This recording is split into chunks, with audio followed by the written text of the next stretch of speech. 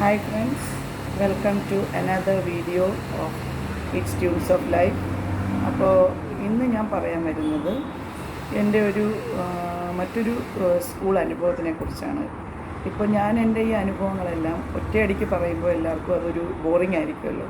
അപ്പോൾ എൻ്റെ സ്കൂളിലെ മറ്റൊരു അനുഭവം അതാണ് ഇപ്പോൾ പങ്കുവയ്ക്കുന്നത്. ഈ എക്സ്പീരിയൻസ് മറ്റാർക്കെങ്കിലും ഒരു ഹെൽപ്ഫുൾ ആവുന്നുവെങ്കിൽ അതാണ് എനിക്ക് വേണ്ടത് ശരിക്കും.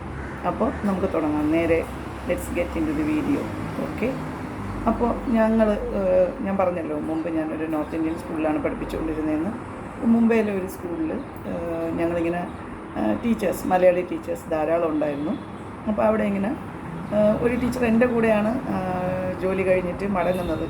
ഞങ്ങൾ താമസിച്ചിരുന്ന ഫ്ലാറ്റും അവരുടെ ഫ്ലാറ്റും അടുത്തടുത്തായിരുന്നു. അപ്പോൾ ടീച്ചർ ഞാനും എപ്പോഴും ഒരുമിച്ചാണ് ഞങ്ങൾ 2-3 ടീച്ചേഴ്സ് ഇങ്ങനെ വീട്ടിലേക്ക് മടങ്ങാറുള്ളത്. അപ്പോൾ ഞങ്ങളിങ്ങനെ മടങ്ങി വരുന്ന സമയത്ത് എന്ത് പറ്റിയെന്ന് വെച്ചാൽ, ഒരു ദിവസം ഇപ്പോൾ അവിടെ സ്കൂളിൽ ഇൻസ്പെക്ഷൻസ് ഉണ്ടാവാറുണ്ട്. അതിപ്പോൾ ടീച്ചേഴ്സിന് അറിഞ്ഞുകൊള്ളണമെന്നില്ല. അപ്പോൾ എന്താണ്, ഓരോ കുട്ടികളുടെയും നമ്മൾ ചെക്ക് ചെയ്ത് വിടുന്ന ബുക്സ് ഉണ്ടല്ലോ, even higher classes also smaller classes, ഇതിലേതിൽ ബുക്സ് ആയാലും അവിടുത്തെ HMഉം അത് കഴിഞ്ഞ് പ്രിൻസിപ്പാളും ഒക്കെ ഇടയ്ക്ക് വന്ന് റാൻഡമായിട്ട് ഇങ്ങനെ ബുക്സ് വാങ്ങിയിട്ട് അതിനെ കൊണ്ടുപോയി ടീച്ചേഴ്സ് ചെക്ക് ചെയ്ത ബുക്ക് വീണ്ടും അവർ റീചെക്ക് ചെയ്യാറുണ്ട്. അത്തരത്തിൽ ഈ ടീച്ചർ അന്ന് 3rd സ്റ്റാൻഡേർഡിൻ്റെ ചാർജായിരുന്നു. അപ്പോൾ ക്ലാസ് ടീച്ചറായിരുന്നു.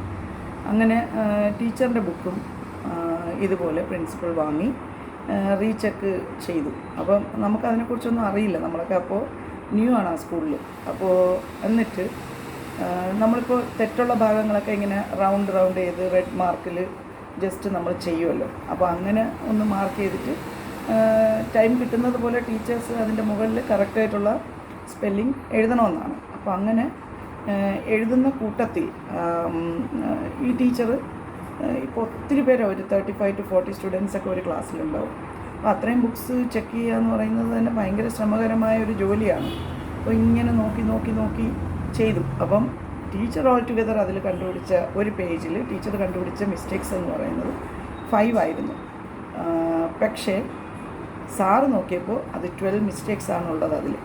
അപ്പോൾ ഓബ്വിയസ്ലി ആ ടീച്ചറിനെ പിന്നെ പ്രിൻസിപ്പളിൻ്റെ റൂമിലേക്ക് അടുത്ത നെക്സ്റ്റ് ടീച്ചേഴ്സ് മീറ്റിങ്ങിൽ ഇങ്ങനെ കോമൺ ആയിട്ട് കാര്യങ്ങളൊക്കെ സംസാരിച്ചു വന്നു. അപ്പോൾ ഇവിടെ ഒത്തിരി ടീച്ചേഴ്സ് ഇങ്ങനെ സാറ് ടീച്ചേഴ്സിനെ ഇങ്ങനെ അഭിസംബോധന ചെയ്യുന്ന സമയത്ത് ടീച്ചേഴ്സ് മീറ്റിങ്ങിൽ സാറ് പറഞ്ഞു, ഇവിടുത്തെ ടീച്ചേഴ്സൊക്കെ ചെക്ക് ചെയ്യുന്നുണ്ടെന്ന് അവകാശപ്പെടുന്നുണ്ടെങ്കിലും പലതരത്തിലുള്ള മിസ്റ്റേക്സ് വരാറുണ്ട്. അപ്പോൾ അങ്ങനെ ആർക്കെങ്കിലും ഒരു തെറ്റ് പറ്റിയതായിട്ട് ആർക്കെങ്കിലും ഒരു ഫീലുണ്ടോ, അതോ ആർക്കും തെറ്റ് പറ്റിയിട്ടില്ലേ എന്ന് ചോദിച്ചപ്പോൾ ഈ ടീച്ചറിന് യാതൊന്നും ഡൗട്ടില്ല ചെയ്ത കാര്യത്തിൽ. അതുകൊണ്ട് തന്നെ ടീച്ചറും മിണ്ടാതിരുന്നു. അത് കഴിഞ്ഞ് ഈ ടീച്ചറിനെ സ്റ്റാഫ് റൂമിൽ സാറിൻ്റെ ക്യാബിനിലേക്ക്, പ്രിൻസിപ്പളിൻ്റെ ക്യാബിനിലേക്ക് വിളിക്കുകയും HMഉം സാറും മറ്റ് 2-3 കോർഡിനേറ്റേഴ്സൊക്കെ ഉണ്ടല്ലോ, അവരുടെ എല്ലാം ഇടയിൽ വെച്ച് ടീച്ചറിനെ പേഴ്സണലായിട്ട് വിളിപ്പിക്കുകയും ഇങ്ങനെ ചോദിച്ചപ്പോഴും ടീച്ചർ പറഞ്ഞു, ഇല്ല, എനിക്ക് യാതൊരു തെറ്റും പറ്റിയിട്ടില്ല, ഞാൻ ചെയ്തിരിക്കുന്നത് കറക്റ്റാണെന്നാണ് പറയുന്നത്. അപ്പോൾ ഈ സാറ് നോക്കിയ കാര്യം അപ്പോഴാണ് സാറ് പറയുന്നത്, അങ്ങനെ കോൺഫിഡൻ്റ് ആണെങ്കിൽ പിന്നെ നമ്മളിനി ഒന്നും പറഞ്ഞിട്ട് കാര്യമില്ലല്ലോ എന്ന് പറഞ്ഞു.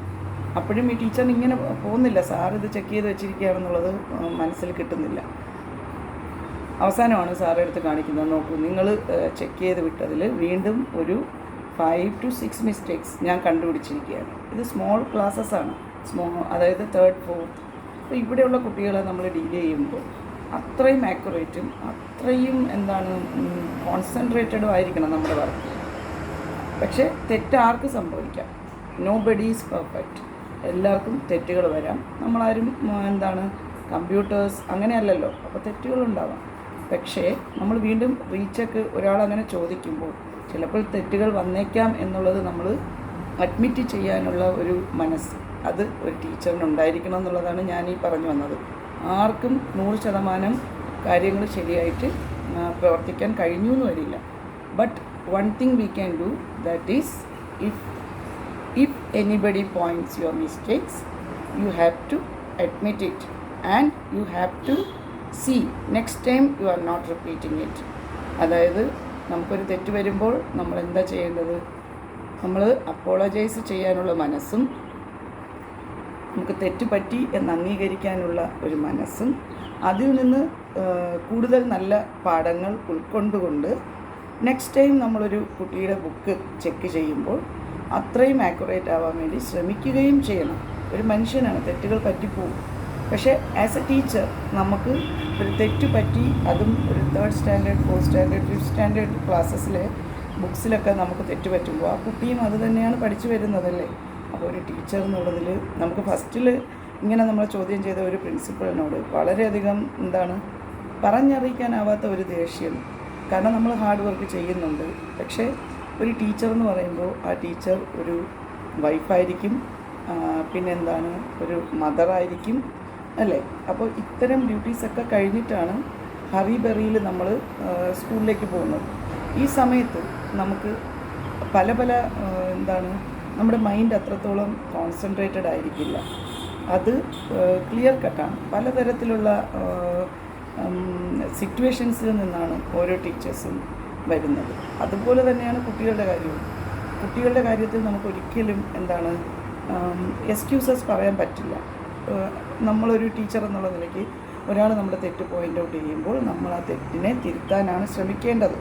മറിച്ച് നമ്മൾ ദേഷ്യപ്പെട്ട് അല്ലെങ്കിൽ നമ്മൾ പിന്നീട് ആ ഒരു സ്കൂൾ അറ്റ്മോസ്ഫിയർ തന്നെ നമുക്ക് വല്ലാത്ത ഒരു ഫീൽ ഉണ്ടാക്കും അല്ലേ. അപകർഷത. ഒരാൾ തെറ്റ് പോയിൻ്റ് ഔട്ട് ചെയ്യുമ്പോൾ നമ്മൾ തല കുനിക്കുകയല്ലേ വേണ്ടത്. നമ്മൾ തല ഉയർത്തിപ്പിടിച്ച് അടുത്ത പ്രാവശ്യം ഈ മിസ്റ്റേക്ക് നമ്മുടെ ഭാഗത്തുനിന്നുണ്ടാവാൻ പാടില്ല. നമ്മൾ ഓരോരുത്തരും ഒരു നല്ല അധ്യാപികയിലേക്കുള്ള കാൽവയ്പിലേക്ക് ഉള്ള യാത്രയിലാണ്. അതായത് റിട്ടയർ ചെയ്യുന്ന സമയം വരെയും ഓരോ അധ്യാപകരും ഓരോ കാൽവയ്പ്പാണ്. അതായത് ഓരോ കുട്ടിക്കും ഓരോ പ്രത്യേക സിറ്റുവേഷൻസും യുണീക്നെസ്സും ഉണ്ട് അല്ലേ. അപ്പോൾ നമ്മൾ അതിനെ ആ രീതിയിൽ കാണണം. ഇത്തരത്തിലുള്ള ഒരു എക്സ്പീരിയൻസ് ആ ടീച്ചറിന് ആ സമയത്ത് പ്രിൻസിപ്പൽ വിളിച്ച സമയത്ത് ഒത്തിരി വിഷമമായിരുന്നു. പക്ഷെ പിന്നീട് ആ ടീച്ചർ നന്നായിട്ട് ഇമ്പ്രൂവ് ചെയ്തു. മറ്റേത് സ്കൂളിൽ പോയാലും നമുക്ക് കേപ്പബിളാണ് എന്ന് തെളിയിക്കത്തക്ക രീതിയിലേക്ക് ആ ടീച്ചർ ഉയർന്നു പിന്നീട്. അപ്പോൾ ഇത് മറ്റാർക്കെങ്കിലും ഒരു അവരുടെ മൈൻഡിൽ ഒരു സ്പാർക്ക്, ഒരു ചിന്ത ഇടുന്നെങ്കിൽ ഞാൻ വളരെയധികം ഹാപ്പിയാണ്. So thank you so much. എന്നെ സപ്പോർട്ട് ചെയ്യുന്നവർക്കെല്ലാം ഞാൻ താങ്ക്സ് പറയുകയാണ്. അപ്പോൾ വീണ്ടും തുടർന്നും ഈ സപ്പോർട്ട് പ്രതീക്ഷിക്കുന്നു. Let's see in the next video. Thank you. Take care. God bless you all.